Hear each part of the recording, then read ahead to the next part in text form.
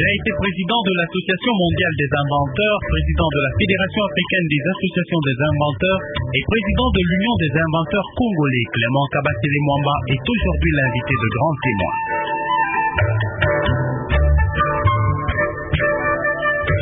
Clément Kabasele Mwamba, soyez le bienvenu.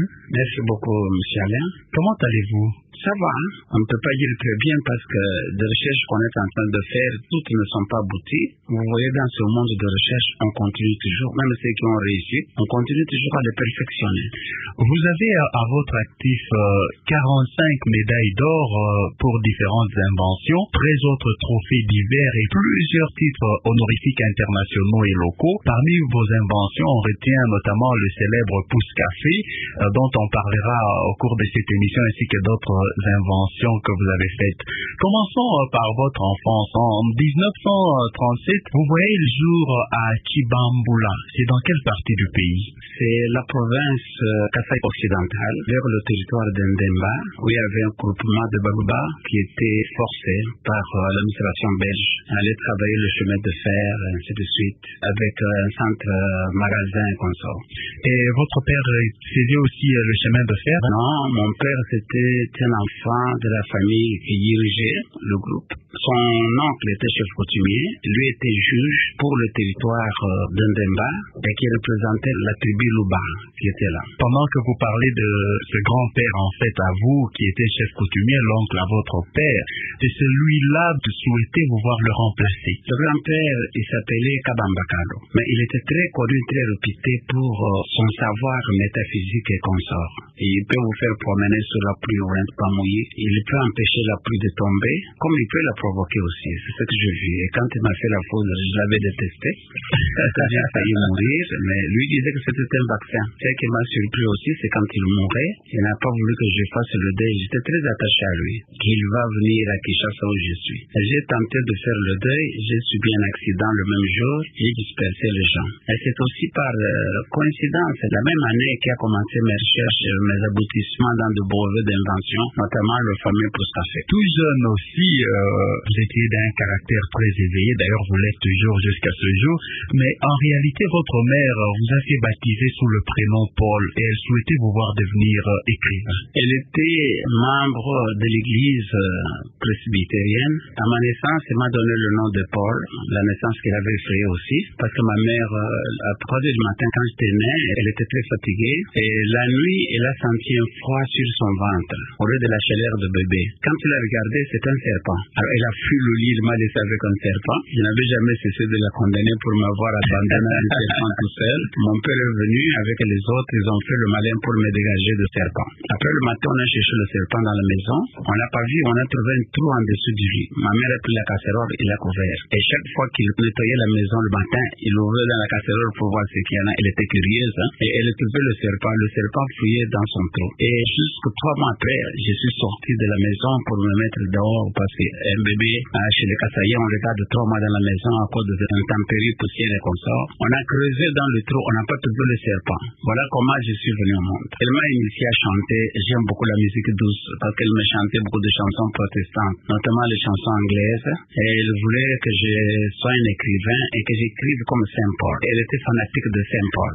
Et vous avez quand même beaucoup écrit aussi dans votre vie. Ouais, dans ma direction, ce n'était plus dans la direction de Saint Paul. Alors, quels souvenirs vous gardez de votre enfance, Clément Kabasele Mwamba? Il y a eu beaucoup de choses qui se sont passées. Je sais que dans les écoles primaires, j'étais très intelligent. Je faisais le 9e, ça me faisait plaisir. C'était pour contenter ma mère, hein, qui souhaitait beaucoup ça. J'étais secoué à la mort de mon père. Je suis resté à peu près à 13 ans. Mon père était un fils unique, d'un grand-père unique. Alors j'ai vu que la nature était beaucoup plus large que maintenant. Je voulais compter sur ma mère était perdue aussi. Donc nous étions abandonnés à nous-mêmes. Vos études primaires et secondaires, c'est toujours à Ndemba que vous les faites. Dans quelle école? Primaire à Ndemba, secondaire à Lubumbashi. Dans quelle école et quelle option? Saint-Boniface, avec le directeur Père Dapi. À l'école primaire, le directeur de secondaire Père Rombo. Nous étions les étudiants, les élèves de Jean Chrysostome, qu'on appelait savant, un type qui connaissait très bien le français, qui a dirigé après le collège de Caravia. Radio Capi, grand témoin. Il a été président de l'Association mondiale des inventeurs, président de la Fédération africaine des associations des inventeurs et président de l'Union des inventeurs congolais. Clément Kabasele Mwamba est aujourd'hui l'invité de grands témoins. En 1959, Clément Kabasele, vous êtes breveté en droit en Mbuji-Mayi et vous vous considérez comme un autodidacte. Pourquoi? Non, le droit, je le fais dans le cours d'histoire, c'est comme ça qu'on appelait à Lubumbashi. Quand il y a eu l'indépendance du Katanga, je suis parti en Mbuji-Mayi où je devrais travailler comme magistrat et faire un séminaire de plus de 2 ans avec un docteur en droit belge qui encadrait la magistrature. Et j'en ai profité comme ça, mais surtout je me suis instruit tout seul. J'ai beaucoup de livres de droit international, de droit nationaux où certains passages ne m'intéressent pas. Le problème, par exemple, d'héritage, je trouve que c'est vraiment aider les paresseux. Quelqu'un qui ne travaille pas, qui ne fait rien du tout, se trouve un jour héritier de millions et de milliards. C'est plutôt lui faire un tort que le rendre un bon service. Vous avez aussi travaillé comme agent de banque à la BBA et BCB, puis agent comptable à la société Unico. Entre 1954 et 1962, vous êtes même administrateur adjoint du territoire de Mwenedito. À quel moment commencez-vous dans les inventions? Les inventions ont commencé ici à Kinshasa. C'est vers 78 que le pouce café est sorti. Mais ça n'a pas commencé comme ça. J'avais un ami portugais de Castro Antoine. Il était conseiller au ministère des Finances du feu Bamba. Et quand il fut pendu, monsieur avait fui, il était parti au Portugal. Quelques années après, il m'a écrit pour pouvoir l'aider à obtenir les autorisations de rentrée et qu'il comptait faire avec moi les vins d'ananas. Vous savez qu'il y a énormément d'ananas au Congo et ces ananas pourrissent avec des millions de dollars. C'est triste. J'ai fait venir le monsieur. Arrivé ici, j'étais tout petit, je n'avais pas de fonction fixe, je n'étais pas un politicien, je n'étais pas un diplomate. Ils se ralliaient avec des diplomates congolais. Ils ont voulu m'arracher le projet, c'était difficile. Nous sommes allés jusqu'à la justice. Ils ont créé ces avins qui fut morné. J'ai vu qu'on ne me rendait pas justice. J'ai voulu me rendre moi-même justice. Alors j'ai dit, je dois faire quelque chose. Quand ces gens apprendront que j'ai fait, ça va leur donner des leçons. Et c'est ce que j'ai fait. Heureusement aussi, la belle étoile était de mon côté. J'ai réussi. En 1968, vous êtes breveté avec la liqueur de café Pousse Café. Est-ce la première invention? Les premières découvertes que j'ai trouvées, je les ai trouvées dans le fruit d'orange. Alors je me suis trouvé face en face avec le cointreau. Comment faire? J'ai eu d'autres. J'ai cherché à faire le vin d'ananas. C'est maintenant que je commence à travailler l'ananas parce que c'était compliqué. La méthode que les Portugais avaient à Nova Lisboa, en Angola, il fallait fermenter, il faut mettre des acides, il faut des trucs, il faut creuser des troncs lourds ou des grosses cuves et tout ça. Alors j'ai trouvé des raccourcis, tout chemin mène à Rome. Je suis allé de mon chemin, créer mes formules beaucoup plus directes. Heureusement que j'ai trouvé parce que vous savez, depuis la colonie jusqu'à ce jour, on a très difficile à faire le vin de fruits tropicaux. Par ce qu'ils disent des spécialistes, des chimistes. Si vous ne prenez pas garde, ça vous donne une odeur nauséabonde et vous ne saurez pas le boire. Alors nous avons trouvé des formules qui vont juste à côté. Et nous sommes parvenus à des très bons vins qui se qualifient directement dans le vin de santé parce qu'ils travaillent votre corps carrément quand vous le prenez. Il n'y a pas que ça dans le fruit. Dans le fruit, on peut extraire des vitamines, on peut extraire des médicaments très rapides, mieux que les médicaments de produits chimiques. Et comme on peut extraire même de parfums, comme on peut trouver le fumier pour le sol. Donc, utiliser un fruit, c'est utiliser énormément beaucoup de ressources de la vie à améliorer, à développer. En 1979, l'Université de Kinshasa vous décerne le certificat de génie naturel. À ce jour, vous avez combien d'inventions à votre actif? J'ai à peu près une douzaine d'inventions. Ma femme en a 2 dans le cosmétique. Et là, on ne saurait pas s'entendre à la maison où elle est en train de tresser les cheveux le long de la journée. Et je vais travailler seul. Je travaille avec elle. Elle s'est adaptée et nous sommes très bien. On le verra aussi parce qu'elle interviendra dans l'émission. En 2005, vous êtes promu Grand Cordon par la Chambre belge. Expliquez-nous ce titre. C'est tout un problème. J'ai tout d'abord eu mon premier titre, c'était officier. C'est le titre qu'on donne à tous les présidents des associations. Après ça, je suis arrivé au commandeur. De commandeur, je suis arrivé à un titre qu'un particulier n'arrivait pas. Depuis 1954, l'ordre de Tantaïmon s'était créé. C'est le titre de grand officier. Le grand officier était réservé au chef d'État, au roi, et c'est tout. J'y ai trouvé Sa Majesté le roi d'Espagne, Hassan II de Maroc, qui était inventeur roi, Mohamed VI, Mohamed VI m'a trouvé, lui a été nommé après. Il y avait le roi de Thaïlande et la reine, donc ça fait 5 majestés. Il y avait aussi le président en ce moment-là de la République de Moldavie. Alors je suis resté plus de 7 ans, je continue toujours à travailler, contrat dans tous les salons, aller aider le salon international du Canada pour qu'ils les réussissent. Ils ont reçu, j'ai des attestations. Je me suis fait de tout mon travail comme un plaisir fou. Et puis j'ai aidé Libye pour réaliser aussi un salon international pendant qu'ils étaient en punition. Je devrais mériter un titre après 7 ans. C'est celui de Grand Cordon qu'on a créé pour moi depuis 1954 et n'existait pas. Alors je devrais quitter le rang où il y avait des majestés, aller à un rang supérieur. La même année, un Belge a reçu aussi Grand Cordon, mais il est mort quelques mois après. Jusqu'ici, je suis tout seul Congolais, Grand Cordon dans cet ordre où il y a des majestés, des présidents des républiques. Mais est-ce que les compatriotes congolais vous donnent la valeur que représentent tous ces titres? Ils n'ont pas tort, ils ne donnent pas la valeur parce qu'ils n'ont pas appris ça. Et ils se basent beaucoup sur les théories, les pratiques qu'ils ont appris. Et ils restent collés à ces théories et pratiques. Même s'ils sont dépassés, ils ne sont plus d'actualité, ils s'y laissent. Et puis, c'est la première fois qu'ils voient quelqu'un comme ça. Maintenant, vous aviez posé la question sur le génie de campus. Et quand j'ai eu ce certificat, je n'étais pas seul, nous étions 2. Les Congolais ne comprenaient rien du tout. Mais maintenant, je viens d'être confirmé aux États-Unis d'Amérique. Moi, je sors bientôt dans un livre avec dédicace d'Albert Einstein, parce que nous sommes devenus presque des échos. Le Congo veut se développer avec la technique des autres, avec les produits des autres. Moi, je pense que c'est un peu le contraire du fait de développement. Le développement doit être le fait des nationaux. Ils doivent transformer leur environnement pour acquérir une vie meilleure qu'ils veulent. Et c'est eux qui ont des problèmes. C'est pas les autres qui viennent, ils n'ont pas le problème que nous avons dans notre environnement. Ils n'ont pas la même ambition que nous à devenir telle ou telle chose. Mais le Congo croit qu'on fait la science sans argent. C'est ça la faute. Nous sommes des paresseux, nous ne voulons pas transformer. Nous préférons importer le produit transformé ailleurs avec des matières premières de moindre qualité que les nôtres. Vraiment, c'est le monde à l'envers. Il vous a aussi été décerné à Clément Kabasele Mwamba une médaille d'or pour la découverte en médecine alternative, ce que vous appelez fruit-thérapie. Je vous invite à suivre le témoignage d'une dame que nous avons rencontrée chez vous. Cette dame souffrait de diabète, elle devait être amputée et dans le témoignage qu'elle fait en Kiluba, elle semble nous dire qu'elle va mieux depuis qu'elle suit les traitements chez vous. On l'écoute.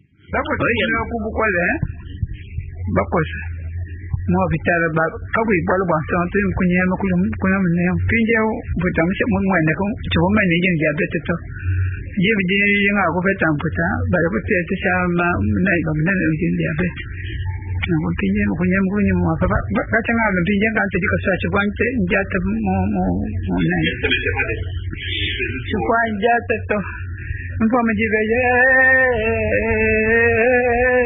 ka kan de wa amma wani duk da ta kuma ne mun da ruwa kuma yin manga to aka kwambira kuna ko san ko robiye asma wa men ko sa mu ko lew ba ko se la kayi ne mu ko lew mu ju ngende tanyi ngenda kana ndanyi mo bete cha ko kale bo ko ko san da hanga ta kayi mu hanga ta angonda ki mo ju mula o ke shoma ka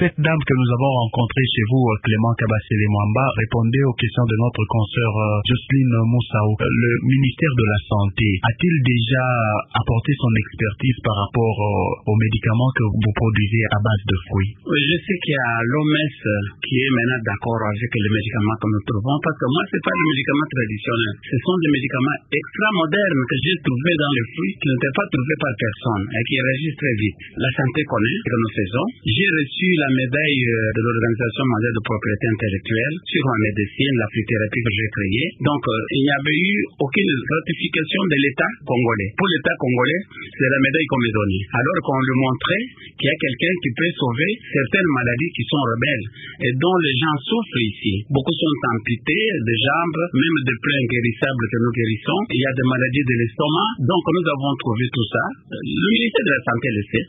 Clément Kabasele Mwamba, je rappelle que vous êtes ancien président de l'Association mondiale des inventeurs, président de la Fédération africaine des associations des inventeurs et actuellement président de l'Union des inventeurs congolais. En 1980, vous lancez l'Union des inventeurs du Congo, puis en 1985, vous êtes désigné meilleur inventeur du Zaïre. Quelle est la situation des inventeurs en RDC aujourd'hui? C'est catastrophique la situation. Ils ont des inventions, mais ils ne sont soutenus par aucun organisme. Ils ne sont même pas encadrés. Chacun a ses inventions chez lui. Pour illustrer ça, pour qu'on puisse bien me comprendre. Vous savez qu'il y a des grandes inventions dans le monde qui viennent du Congo et que la République du Congo ne les connaît même pas. Elle n'en a profité absolument rien du tout de ces inventions. Quelques exemples tels que en 1958, il y a eu un certain Mawege qui avait fait les photos instantanées. Mais maintenant, tu vois les photos instantanées, ils sont partout, même dans l'espace. Mais il n'y a aucune personne qui a le courage de dire d'où est venue ces photos-là.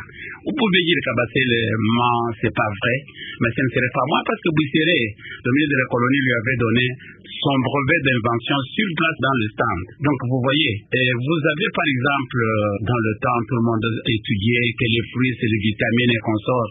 C'est maintenant qu'ils croient que les vitamines, c'est pas simplement ça, il y a aussi des médicaments. À cause de notre fruit-thérapie qui est déjà reporté dans le livre mondial des inventions, édition 1999, page 199. Et c'est triste, vous trouvez un seul noir dans le chapitre médecine et génétique. Parce que là, on compte que c'est lui qui a sa médecine qui l'a créée. Je suis tout seul, ça me fait honte.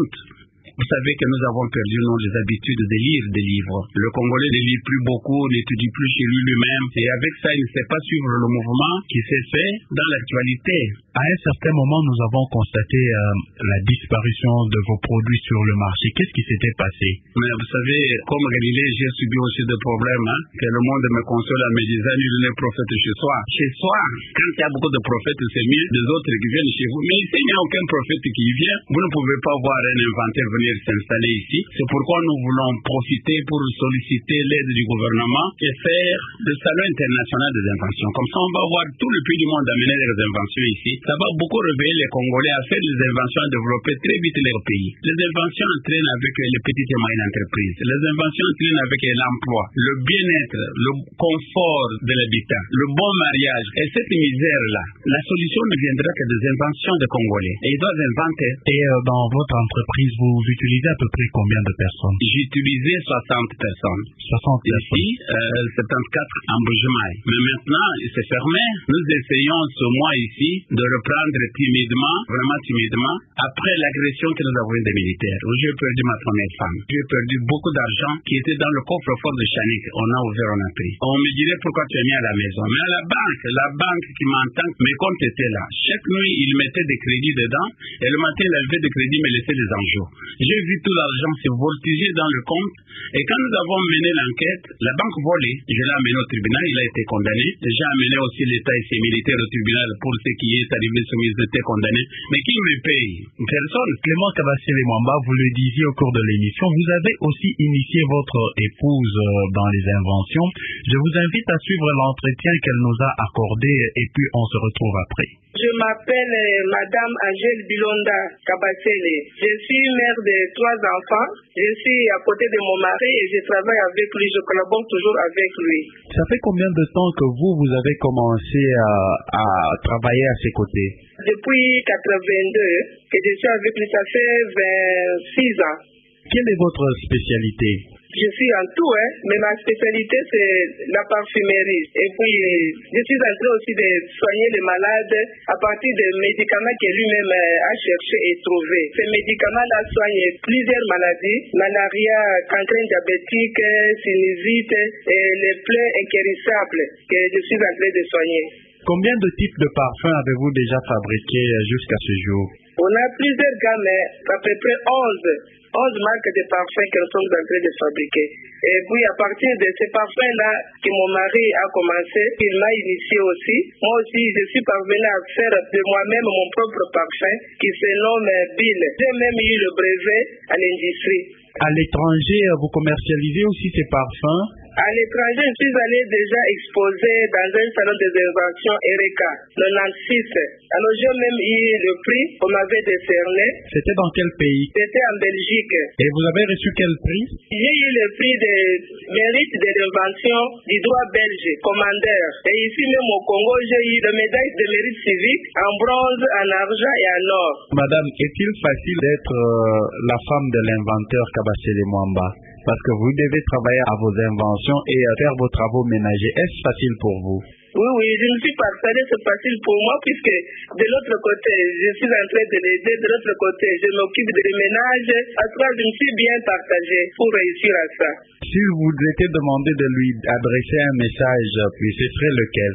Je l'encourage toujours et je le félicite puisqu'il est en train de progresser, d'être toujours à l'avant, de ne pas se fatiguer et qu'il continue toujours à chercher et trouver pour soigner, pour aider l'humanité. Merci beaucoup Madame Agnès et bonne journée. Merci à vous pareillement. Clément Kabasele Mwamba, nous tendons vers la fin de cette émission. C'était votre femme que nous entendions, que vous avez aussi initiée aux inventions. Pourquoi vous ne créez pas une sorte d'école où vous enseignez toutes ces choses? Oui, c'est une belle question. Mais vous savez, nous avons travaillé dans notre pays par autofinancement, de l'artisanat jusqu'aux industries. Nous n'avons jamais bénéficié quoi que ce soit de l'État congolais. Et c'est anormal. On ne fait pas les usines avec l'argent des poches. Et même pour le fonds de roulement, actuellement nous avons des problèmes. Mais quand il y a des Indiens qui prennent des crédits à des organismes congolais et qui évoluent, mais nous, on ne sait pas dans quel coin, dans quelle marmite on nous a mis pour ne pas travailler. Donc, tout a été fait par autofinancement. Créer une école exige de l'argent.